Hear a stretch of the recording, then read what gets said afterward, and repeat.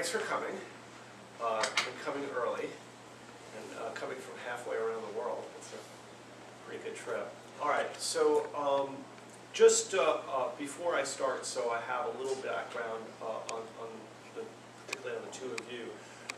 Do you have a software development background? Sure. Okay, good, good. Sometimes there are people from the localization side of the house, and that means that my presentation is a little different. I can kind of accommodate both, but certain slides will be very quickly now, is what I would say. All right, go ahead. All right, just a little bit about LegalPort. As a company, we provide all these internationalization services. We also sell some software that we're going to use today called Globalyzer, and that's the static analysis part. What I would say is that we do internationalization sort of as a bet. It's very difficult to say how much an internationalization project is going to cost and how much of the time, but we actually make a living at that. So it's like we're regularly making a bet that we can do it based on X amount of dollars and time and all that stuff. So there's been a very strong economic feedback loop in that. We're in business since 2001, so we are doing this a while. We kind of built up slowly, but we were never funded by large amounts of money that could, afford big losses and that sort of thing by doing it wrong. Hi, how are you? All right. Come on up, because this is a big group. All right, let's go ahead to the next slide. So we have quite a bit to go through today, and given the small size of the audience, we can get a lot done. Because we're so small, we went and introduced one another. Can you tell us your names? My name is Salah. I'm from our software. Okay. Very good. That's good. Hello, my name is Taras Kostyak from our software, Ukraine. Localization division manager. All right. Very good. Very good. Do you both have software development backgrounds? Yeah. Okay, good, good. All right, so this is what we're going to go through today. We're going to go through some business case issues. That'll sort of be the simple part, but I do like to emphasize business case because it seems that from the development side, sometimes we lose sight of that, and that's why we internationalize. So we'll talk about some of the issues that we've seen around that. We'll talk about many of the different issues. I'll probably fly through that section because I think everybody here will understand that pretty well. Static analysis and requirements gathering will be in more detail, and we'll kind of progress through. We'll look at an actual project plan, and it's actually a real project plan from one of our projects where I changed all the names and all of that, but you'll get a feel for the different components of it. We'll get out of PowerPoint for that. And we'll finally spend a little time on agile planning, since raise your hand if your team uses some form of agile in its various development projects. 1, no, 2, agile at all? No. Okay, so half of you. We're just seeing agile kind of exploding everywhere, and sometimes it's really waterfall, but you're using agile principles, but there's some form of agile methodology being used. Go ahead. This is a slide that I hope I don't have to go through detail, but again, we're talking here about internationalization, not localization. If this wasn't this audience, I'd probably spend a lot more time on this slide, but again, one piece of software just for the benefit of people who are on the video that might need to know. We're talking about writing code so that it can support any locale, or most any locale. Sometimes there are differences. Localization is when you make it specific to a locale, so specific to the UK, or specific to New Zealand, or specific to Japan. All right, so we're going to talk a little bit about business case. And this is something I repeat. Internationalization in particular is different than a lot of other feature development, in that just being around a lot of developers over many years, developers will often go home and they'll like think of some, you know, they'll be out playing catch with their kids or whatever, and they'll think of some really cool feature, and they might, like, an hour later be at their workstation, you know, at home, kind of building a prototype or something like that. You see a lot of very inventive thinking around new features. But internationalization for a developer is revisiting code that they've already written. And it's often, you know, that jump that makes it sort of kind of a difficult thing for many of them, unless they're sort of enamored by the world's languages, that they may not go there naturally. And then business case-wise, it's often forgotten about because the people that are opening up new markets don't necessarily think of it as a difficulty. So again, I tell people that, you know, internationalization is just not about your software being cool, it's about business, and it's 100% about business. Go ahead. And in that case, you have different stakeholders within your company. And it's really important to think of those different case holders. Now, I make a sort of cartoon about them, you know, but on the business side, you're doing it because you have real business numbers to hit. So, you know, there are probably, you know, when it's done the first time, and I see these personalities are different in different companies, you'll have companies that have never internationalized any of their products. And those companies tend to be, on average, and there are always lots of exceptions, what I call deal-based thinking. So the deal is we sold to somebody in Brazil, we have to support Brazilian Portuguese. They're talking about a locale, they're talking about one customer, they're talking about a delivery date. You know, we promised it by blah, we got a sale, and maybe it's a big piece of software and selling one is enough to actually fund the whole project. Sometimes that's the case. In other cases, maybe they've been in selling worldwide for quite a while, but they've still just been using a US product, and their sales force is saying, hey, we could do a lot better if we could localize this. This is kind of holding us back. And finally, they decide to do it. That's a little bit more strategic. But when you internationalize, you often change your company. It's you know, I've seen a lot of companies go through it that now they're sort of changing their focus to be much more global in perspective, and that changes a lot of aspects of the company. But on the CEO side, or let's say just on the business manager side, you're thinking about delivery dates, you're thinking about money, you're thinking about your return on investment. Now there's also the case, and that represents a number of you here, where you're already a very global company. And you know, when I think of Cisco, that is a global company. Adobe is a global company. It's just part of the DNA since like the early days of their existence. DNA being, you know, their makeup. And for those companies, they get into internationalization issues ongoing because they buy other companies. They build products quickly. Those products are built quickly and they put them out there and they're successful. They still need to be adapted. So the other issue is that if you've got hundreds or perhaps thousands of developers, we'll see some examples, but internationalization is kind of a hard thing to administer. So it's very natural that developers are not necessarily taught all of the intricacies of internationalization, so they get caught in little sections in their practices where they don't even realize they're introducing an internationalization issue. And so you need some way to make sure internationalization as a standard is continued. All right, so down to the engineers.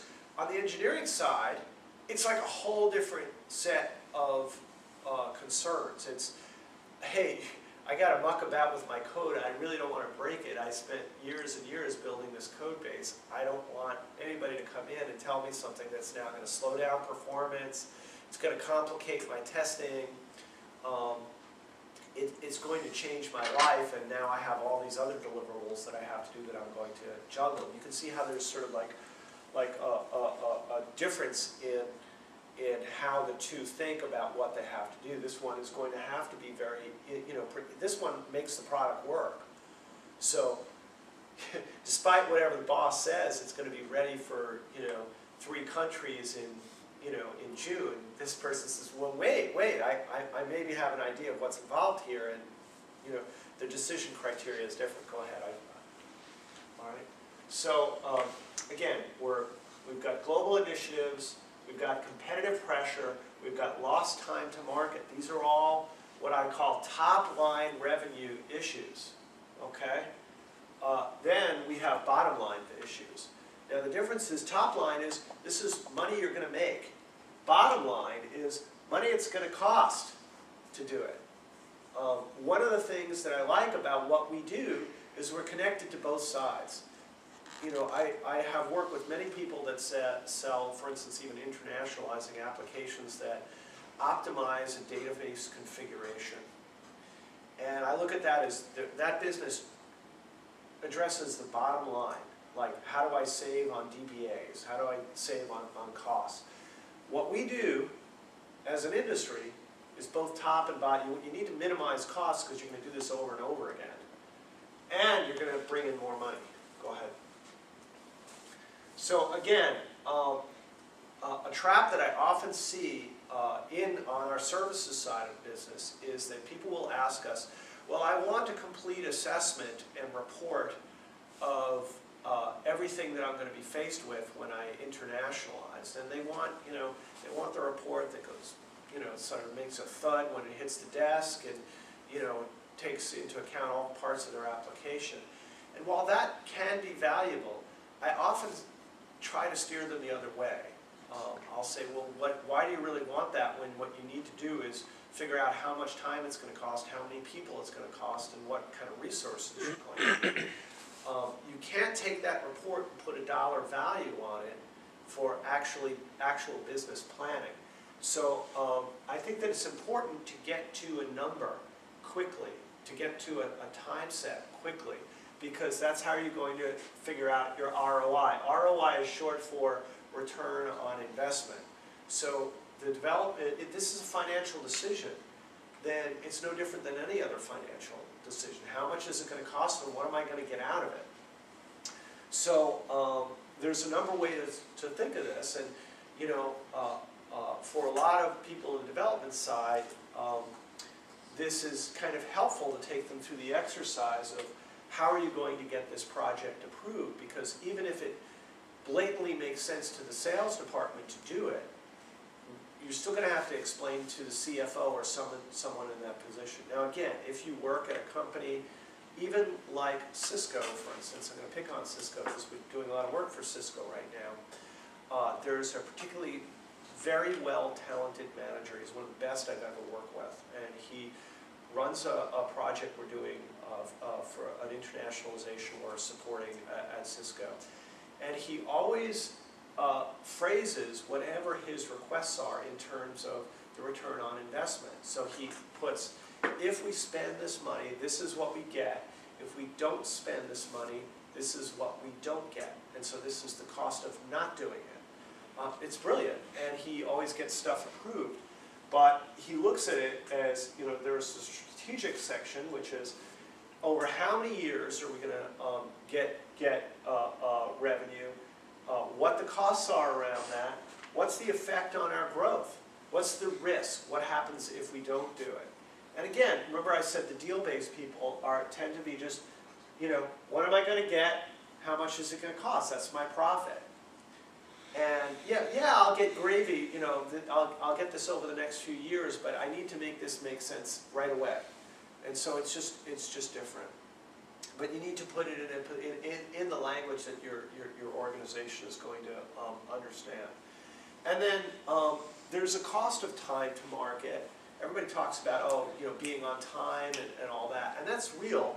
If you do your projections, often the way a sales projection will be is, if we release in March, this month, then I can sell, and then, by June my sales will be here, but in 2 years my sales will be here. If you take that back a quarter or two, and if you're around internationalization, you know that sometimes those internationalization internationalized releases are 2 years late, not just a quarter.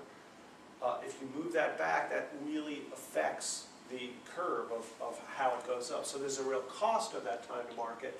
But something that people don't talk about a lot is that if you're late and lousy, like you have a whole sales force or a whole part of your organization devoted to improving sales in various parts of the world, and you come out with a lousy product that kind of has, it's buggy, and you might not see the bugs because you didn't actually understand about the internationalization requirements. There's a very high cost of being late because you've got your whole organization, you've got lost momentum, you have to relaunch your products, maybe you have to get people to try them again. So again, this is not a section that as developers often think about, but this is why we're here. All right, from engineering, I'm stereotyping here. This is not everybody, but I see it a lot. Localization is somebody else's problem. I'm going to, do my thing. Yeah, I'll follow, some internationalization protocols. I probably won't think about it a whole lot, but it's somebody. Localization takes care of that. The problem is that often localization is not really in a position to take care of that. Often the localization group can't touch the code.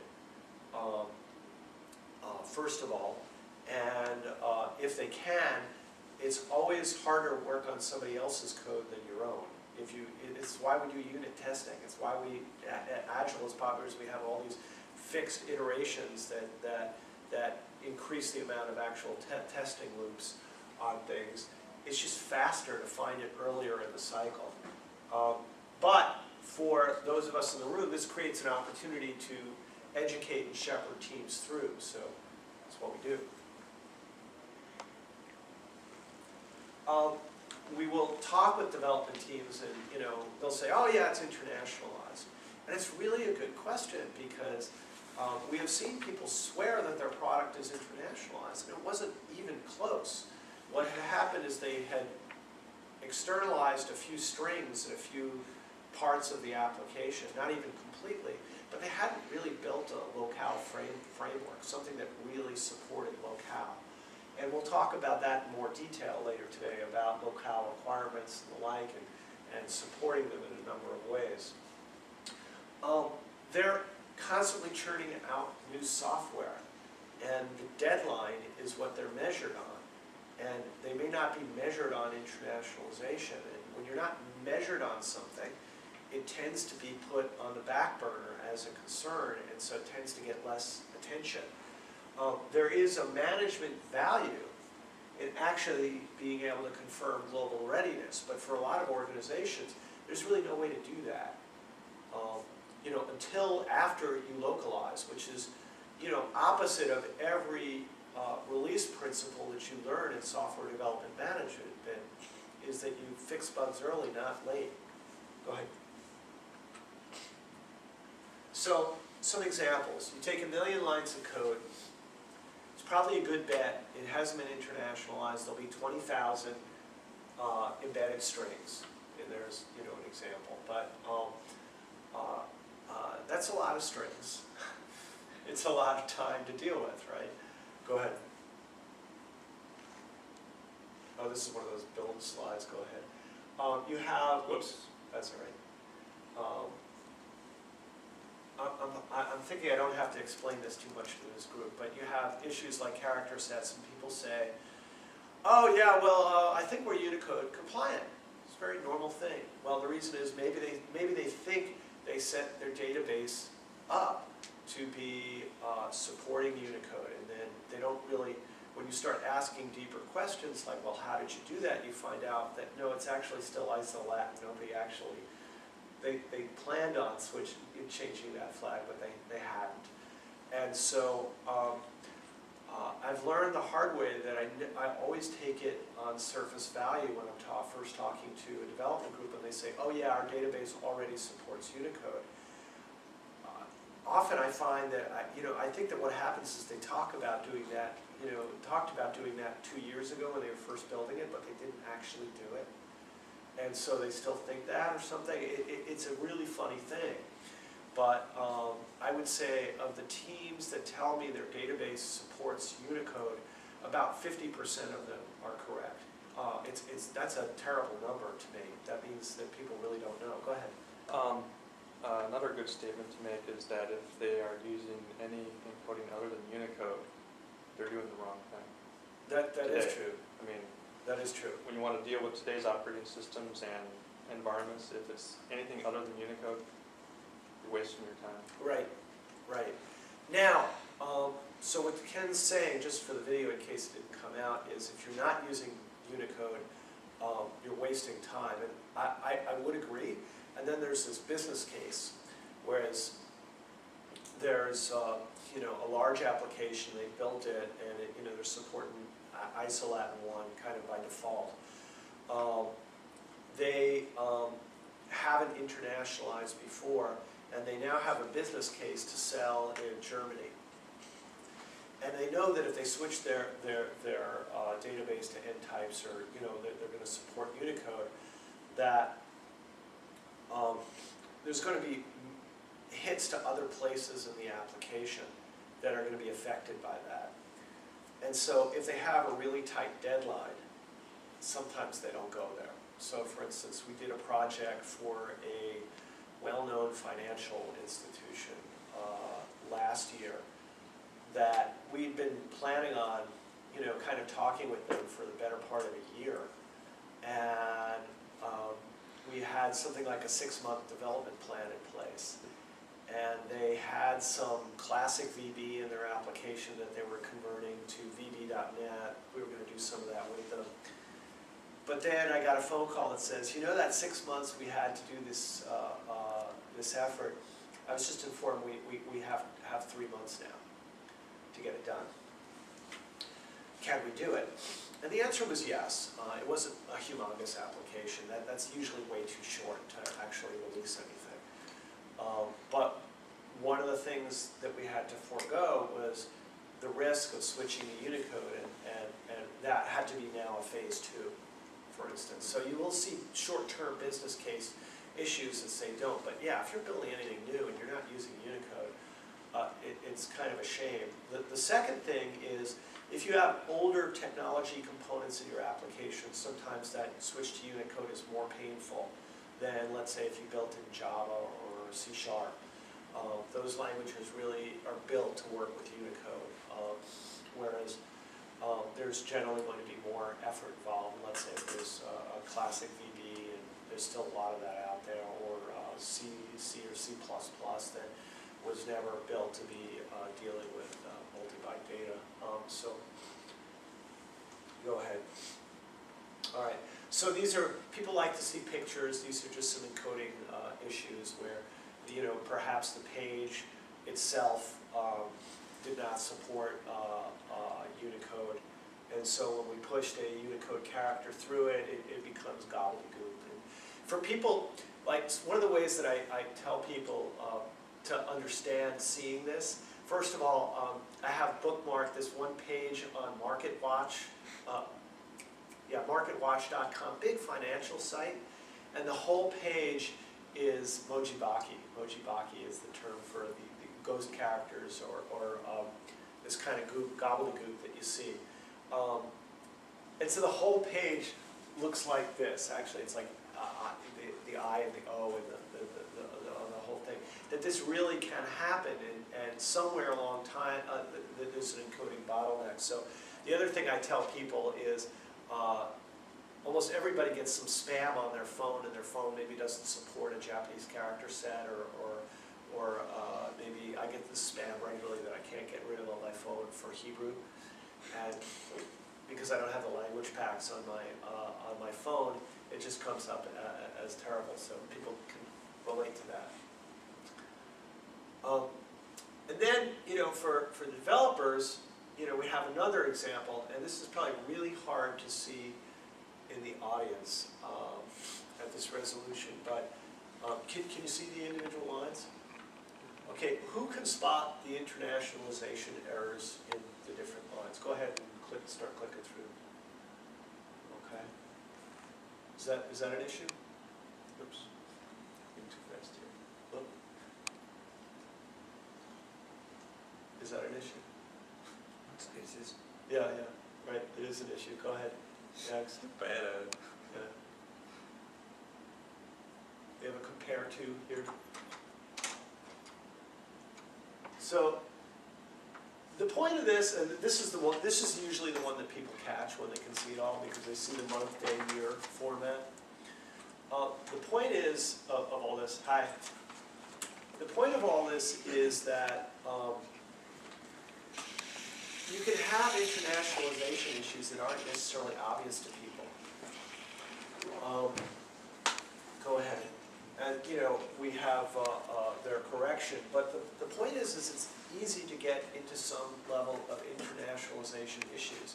And the truth is that in some cases it may not even be an issue. It depends on what the application is doing in that spot. It's a little bit contextual, but you can start to say, don't use that class. But this is what's challenging as a project planner, that sometimes the issues aren't obvious and you still need a way to count them and you need a way to find them in the code and get through them and illustrate them. So go ahead. And you know, there's long lists of issues around internationalization, but going from this to what it looks like in your code is sometimes a bit of a challenge. So you know, this was sort of like, hey, let's throw out another one and another one. It's by no means comprehensive, but that's, you know, kind of a lot of the issue. Go ahead. So something that along those lines that I find, and you're going to have to, one of these days I'm going to actually professionally draw this slide. This is me with my cheesy PowerPoint abilities. But a lot of times when we talk first to development teams, they're really focused on this, the display of their application. And you can kind of say that it's true of pretty much every software out there, that it does this. It displays information. There's some type of input, whether from the user or from other systems, maybe both. There's some kind of transformation, some comparison. There's stuff that's stored. It's retrieved, maybe transformed and mixed in another way, and then displayed again. But it tends to be that internationalization, when we have a group that's new to it, tends to focus on this display. And then they're worried about embedded strings, first and foremost. And then you start having a conversation. Are you now creating a file path as part of your product's usage that has that person's username in it, and now that username is perhaps in kanji? What is that going to do to your application? There's always something on the back end. Usernames, passwords. Oh yeah, there's this thing, the database. The data is going in, and the data isn't necessarily in a Latin character, a US English character, and the like. So it's often an educational process to get people to understand that this actually runs throughout their application. Internationalization isn't just about this one portion, this just about the UI. A lot of the visible work is about the UI, really. But there's often application logic that you never think of, like now you're handling phone numbers differently, now you're handling addresses differently. It depends on what your application does, but there's almost always some below the under the water area that you can't see. Go ahead. It gets involved.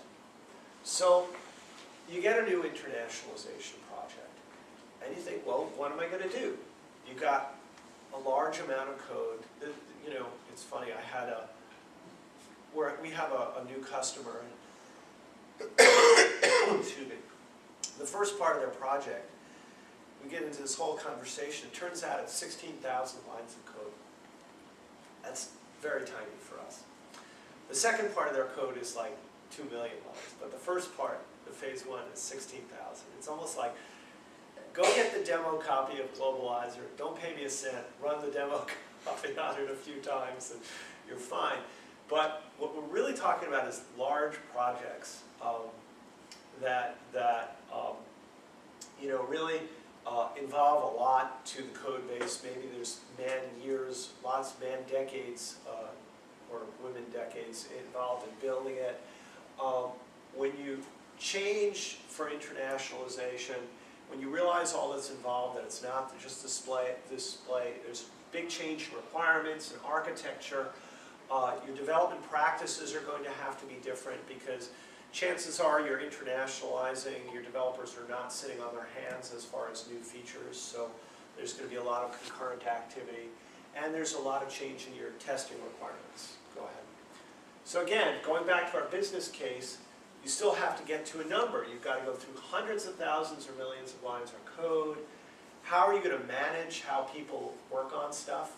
They're going to be fixing all this stuff. How are you going to manage that? How are you going to measure it? Again, the goal is you're going to want to create a product that acts like you'd expect it to, not a special case that has English over here in this section and don't look at that section. And a lot of times we'll get that. We'll get like, well, maybe we'll just hold the scope to this one part of the application, and sometimes you got to do what you got to do, but I think that's a terrible way to do it. If you're going to produce a product that's going to look, feel, and act well, it should all do that. You shouldn't, be limiting your functionality. And in fact, when you limit your functionality, you tend to get into bottlenecks where what you were trying to do doesn't actually work because you don't realize that there's some sharing of code between the two sections of application. Go ahead. So we get into code review. And so we put on the code review side, now this is looking at code that's there already. We break it into these 4 quadrants when we look at that. And those 4 areas are embedded strings. That's the one that people know about right up front. Okay? And remember, you can't just search on things like quote marks. You have to differentiate between what's a programmatic string that maybe is creating a database query or a debug statement, and an actual string that's user-facing. And that can be tricky for a computer to figure out because they sort of both look like the same thing to most ways of searching. We have locale-sensitive methods, functions, classes. Remember that compare to? That was a Java class that has locale sensitivity. It doesn't mean that it's wrong, but you have to look at it in the context of the application. You're going to have to spend time with every one of these classes to find out if it's an issue. Sometimes you're in the lucky place of saying, well, any use of this function within this directory doesn't really matter to me, but rarely. You kind of have to check it out.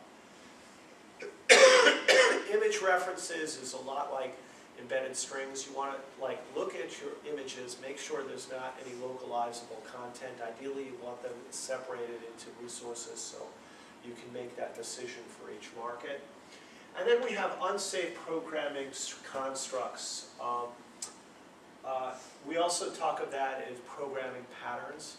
An example in C++ would be pointer arithmetic, where you're counting your bits, and making them available to display as part of a string. What if you now need twice as many? You're in trouble. Okay, it's a bad principle.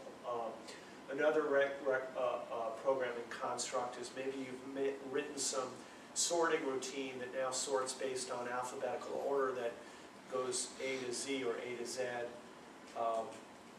and doesn't have any extended characters. And of course, extended characters could have different orders, whether you're in Denmark or in Finland, or so even in markets where they predominantly use the same alphabet, that often doesn't work.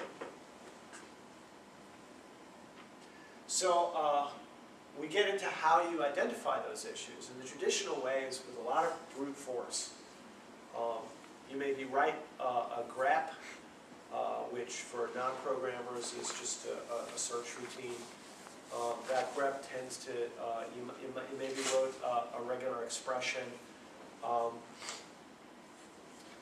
and you run through and you count them, and you get some god-awful number, and then you have to kind of whittle it down by eyeballs, or maybe you literally have to go through the code line by line in places. You look at display pages, you kind of try to loop it around to grab your hands around it. There's a lot of pseudo-localization that's used. That sort of kind of covers a few things, but not everything. And page by page. We're going to be showing here today how we do it with Globalizer. And the history behind that is, when we got into this business, we knew we were going to need a way to programmatically evaluate what we were getting into with every customer. As a development group that maybe is tasked with internationalization, you have like maybe a day or two to scope it, to get familiar with the code base, and that's it. For somebody who maybe has been working with the code base for 10 years, and you have like 2 days to get an idea of what's in there. So we knew we needed some form of static analysis to do that. Go ahead. And that product kind of developed over time, Globalizer, first to being an internal tool, and then to being a productized tool, and then to being a whole system that you can kind of integrate into your development process. But again, this is the traditional way, okay? So just to emphasize and really turn the knife a little bit, pseudo-localization is when you set up a fake locale with fake characters and the like. And so maybe you test character expansion, you test that the character set is dealt with, you test that the strings are externalized. But it only works on the tail end. So you get into this whole process of grepping for stuff in your code, viewing your pages, kind of pouring through them, looking for encoding bottlenecks, externalizing your strings, maybe one by one, having to invest, like literally look at them to make sure that they're not programmatic, and then pseudo-localizing at the end of this process to see if the string is still there, and then you see, oh wait, I think I got it all. You ship it off to localization, and then unfortunately it goes to localization, and the localization people turn it back. You get your product, you release it in Japan, and you find out that the product doesn't make sense because there's still lots of English strings stuck in there. We see this all the time. Or perhaps you had a more complex issue, like you had concatenated strings, and now the translation company gets blamed because the translation looks awful. But the fact is that programmatically, there were all these perhaps action script sections to the application that were building as they were going, and now the strings were built in a way that don't make sense anymore, so it looks awful. So this is a process that doesn't really work that well for large dynamic applications. Go ahead. So this is a kind of a bird's eye view of what we do. This is Globalizer, and it's got 3 sections. We'll do this, as you imagine, in quite a bit more detail, but I just want to introduce the process. We have 3 parts to Globalizer, one of which is the server, and the purpose of the server is that every internationalization project tends to be its own unique adventure. And it'll have certain things like, this application has these combinations of programming language, this database. But the fact is that every application tends to also have its own sort of programmatic exceptions. And so what we did is we built this rules-based system that would say, oh, in this kind of a condition, ignore that, or in this kind of a condition, find that. And those rules are stored centrally on the Globalizer server. And they're stored in there based on your account, your user privileges, all that kind of stuff. And then you have 2 versions of the Globalizer client. One is very interactive, the other one is command line driven, so it's good for automated reporting and quick snapshots or even broad snapshots of the internationalization status. The other one you would work back and forth in a visual interface that we'll go into a little bit. So maybe seeing your issue, seeing it in the source code view, getting reports on what the status of these issues are, looking at your directory trees, and so on. But this, when you run Globalizer, both of these clients are running locally. And I always have to emphasize this. When you use Globalizer, you're not submitting source code to a website. The only thing you're doing when you run the clients is validating first that you have a Globalizer account, but pulling down your specific settings onto your local machine to run Globalizer against, so you have those common rules. That way, if you create these ways that you want Globalizer to want, but you're not the only one running, because I've never yet seen a developer be successful internationalizing 4 million lines of code by his or herself, or 400,000 lines of code by his or herself. You need to coordinate what you're doing with multiple people. So that's, again, why we have that client-server architecture. Go ahead. Just as a detail, again, we're gonna do pictures of this, but the rule sets are identified on Globalizer server. There's default rule sets for every programming language that we support. And you'll see that list of programming languages is really, really quite broad. That gets you started. And so without customization, you can often get a pretty good, quick idea of what's going on. But you'll want to add those rules and work with them, because they'll really aid in just one little extra level of both detection and filtering. And often filtering is just as important as detection. People will say, well, I don't want to have to filter. Why should I have to filter? And there's a very good reason for that. If you didn't have false positives for something as gray area as an area as internationalization is, you probably have a bigger problem. So internationalization is tricky enough that you kind of have to catch it all and then ramp it down in terms of what you find. So again, that's what the Globalizer server helps you do that. So go ahead. Then the client, again, it scans your machine, your code locally. It pulls down those rule sets off the server. And it helps you manage the issues. It helps you tag stuff that you maybe don't want to look at. It helps you externalize the strings. I sort of downplayed the strings as being the whole issue, but when you have 40,000 strings to externalize, it gets to be that's a lot of issue. So it helps you manage that effort. It helps you do that much faster. And it helps you there's a lot of context help that helps you understand, well, why is this a problem? And so it kind of walks you through fixing it. Go ahead. And finally, go ahead and hit it one more time. Finally, command line is really there to generate those reports that give you an idea ongoing, where am I at? It's also really useful up front when you want to just really get to the heart of the reporting and aim it at different parts of your code. Sometimes you just don't want to see the UI, and so you just really want to get into what's going on. Go ahead. And we'll generate some reports today. So again, the I18n process, you have to, we're still in the planning stage. We have to figure out our market requirements. We're going to talk about that next.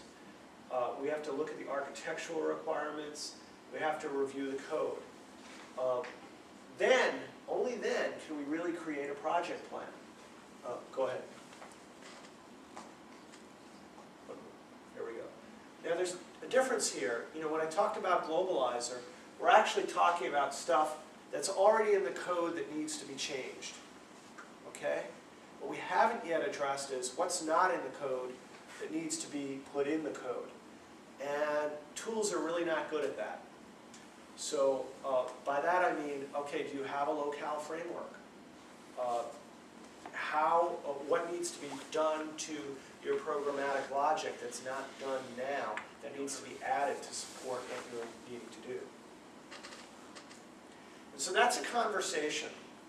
And again, you have to pardon my primitive PowerPoint art. No matter what the application, you're going to have some form of that. So I named a few programming languages. Insert your own there. This is sort of, you have your market requirements, and that's kind of your umbrella. Just like when you built your product, you have your market requirements, and that's what you built your product around. The rest of your product supported that. Now you have a new marketing requirement, your locale behavior, and the rest of your application has to support it. So how the different parts of your application work are different. Now, I mentioned a lot of times people say, well, what do you mean by business logic? What if you're in the insurance industry and you support managing insurance claims? That's done very differently in the United States than it's done in Canada, or it's done anywhere else in the world. Perhaps you don't even have a business in those countries, in some of these countries. But often your whole business logic needs to be different for different types of applications. And that's a sort of large example. So we get into complications. There's always complications. And a lot of times they're operational. And these aren't necessarily bad, they're just things you have to deal with. By necessity, internationalization is going to involve, on something that hasn't been done before, it's going to mean branching the code. I haven't ever seen it be successful where you're concurrently developing new features on code that you're actually internationalizing, because you're going to break the code when you internationalize it. You're going to break large parts that stretch across the code base. You're going to have multiple teams involved. They're going to have to understand what it is you're doing. Agile is churning a lot of things, so your next sprint may not match up with your internationalization efforts. Matter of fact, you may have to have two complete different methodologies for how you're doing this, and so you're going to need a lot of code branching for ongoing development. And it's different for first times versus you're regularly internationalizing. So on the left here, you're internationalizing the first time, you're dealing with most of the UI, if not all of the UI, you're breaking the database quite often, you're changing the way data I/O is being handled. You have to test the entire product. You can't internationalize and just test this piece. You could, maybe if you're only internationalizing a section, do something like that, but again, bad idea.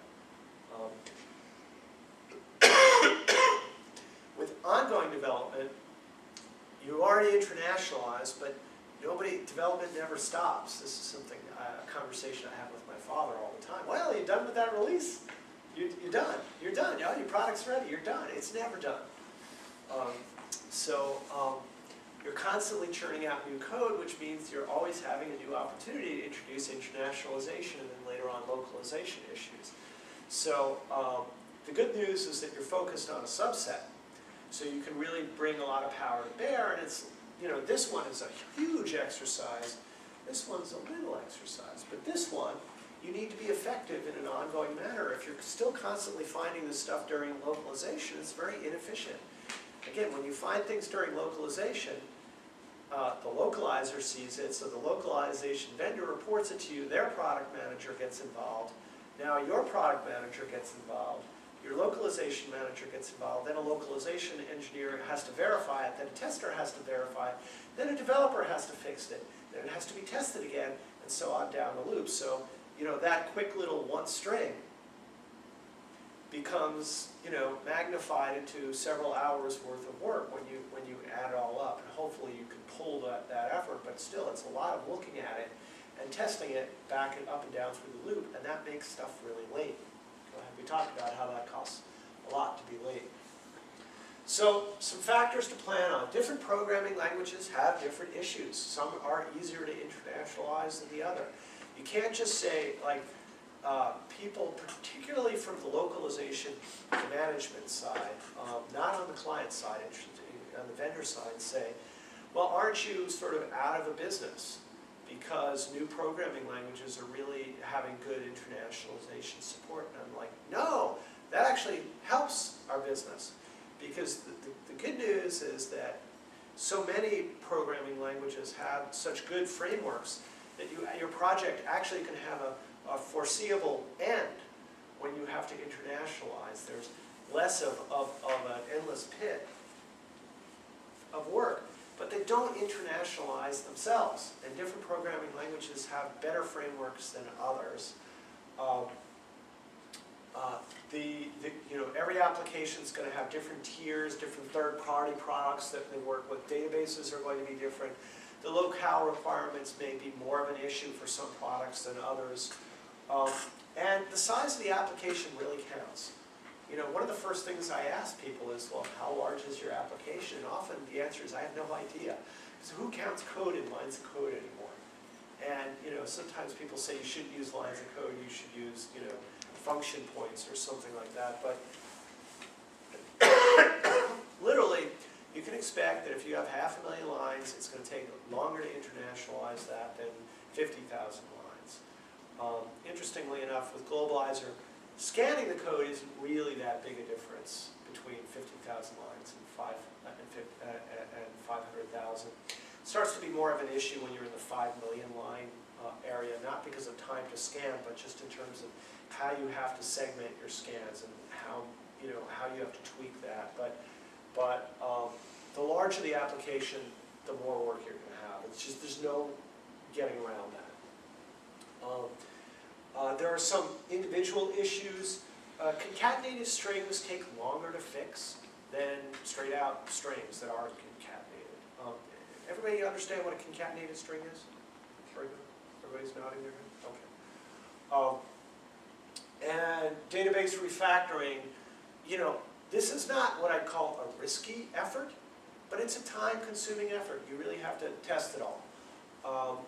Going back to the conversation that everybody should use Unicode, often with newer programming languages, and newer is like in the last 10 years, so it's not even that new anymore. But if you're using Java, if you're using a .NET architecture, there's really no excuse not for using Unicode. Often when you internationalize, it's not a huge effort to add Unicode support for those programming languages. And it's worth it if you're going through the effort of internationalizing the first time to do it the whole way while you're in there, rather than doing it in 2 phases. Still, sometimes, like I say, you have this awful business requirement, you just can't do it in 2 phases, and that's why. But, you know, at worst, it's maybe a 15–20% hit using newer programming languages to go all the way to Unicode. So, but that's an issue. Go ahead. Different programming languages, as I mentioned, are more difficult, so your time and effort tend to increase as you go down the list. For instance, you don't see RPG come up that often, but if you're working on some system that does a lot of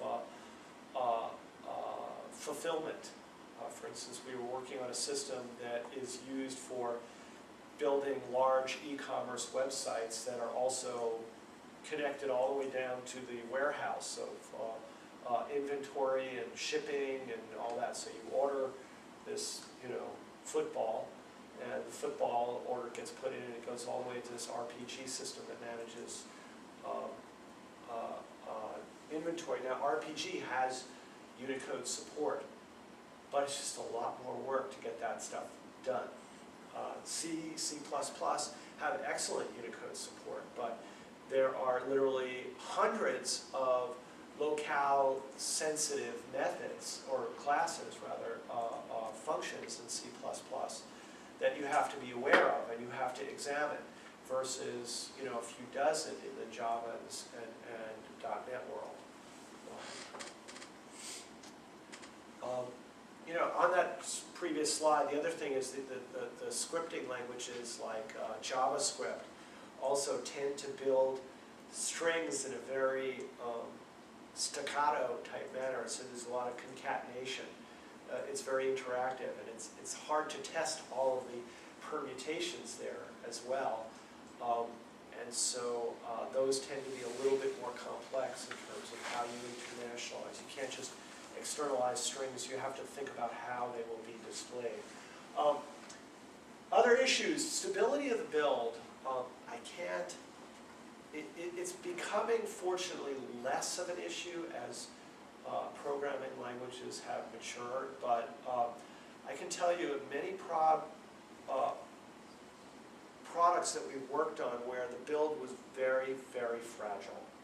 And that always adds time. If your team has to spend time on supporting infrastructure, they're not coding. And so if it keeps breaking every time you touch anything, That's not a good thing. The worst that I see is VB.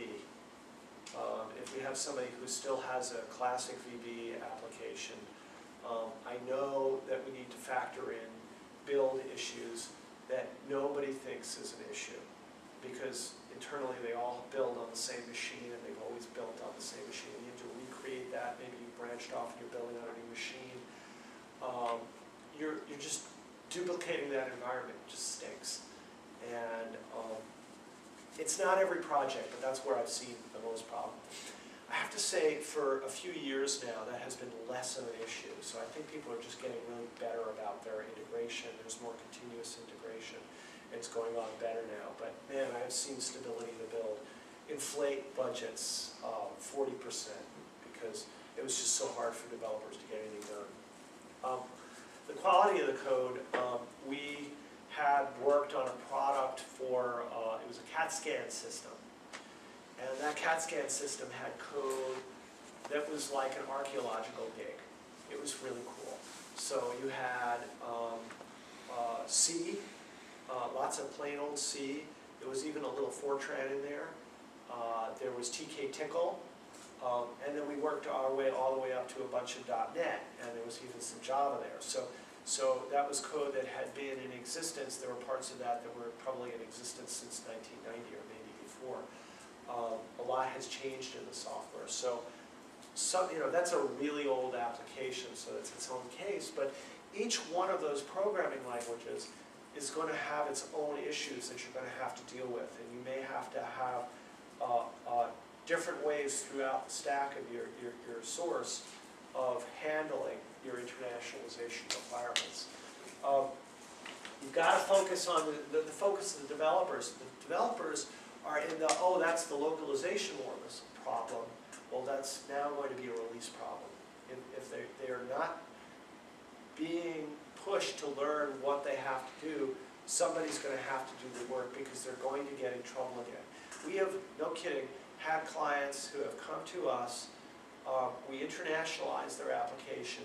2 years later, they were back. And they were like, yeah, you showed us what to do, you provided the documentation, we just kept on going, and we just, it's great for us, but the reality is they didn't really have to be back. They just forgot to teach their developers that internationalization was important. They had a deal-based internationalization effort, and so they were only internationalizing for one customer, and they sort of dropped the ball. And then now they were seeing that they could do more business in that market, so they needed to do it again. Smaller job, but still it's a job. Go ahead. And your source code management will matter a lot, depending upon your merge points and the like. Obviously, more merges is less risk, but sometimes it's also more work. Go ahead. This is my completion of this part of the slide. This is also a reminder to me to mention that I know a bunch of you are in from out of town, and so you're going to do the dinner, you're going to do all the conference activities. There's also something going on Thursday night. There's a local group called IMA. What does IMA stand for, Ken? It says International Multi... Well, originally it was International Macintosh User Group. Oh, cool. But that hasn't been applicable probably for 20 years. Right, so it's just IMUG now. But yeah, it's just right, IMUG. Right. Anyway, Thursday night, this is a bit of this should be a particularly interesting IMUG group. We're here in Silicon Valley. I like to say that Silicon Valley is, it's really its own universe. It's the only part of the world where you could drive down the highway and see a billboard advertising cloud computing. I've never seen that anywhere else. It just really shows this is really a digital focus of the world is right here. So the IMA group, you'll have people from all these superstar companies that are all involved in internationalization and localization of some kind. But the monthly meeting this Thursday night, we're sponsoring it together with Acrolinks, and we'll all be putting on a bit of a show. But I think it'll be a really good networking opportunity, and there's free booze and free food, so can't be that also. So you're all invited. And it's going to be at the Fremont room here. Okay, Yeah, so keep that in mind. Right. 6 until 9. right.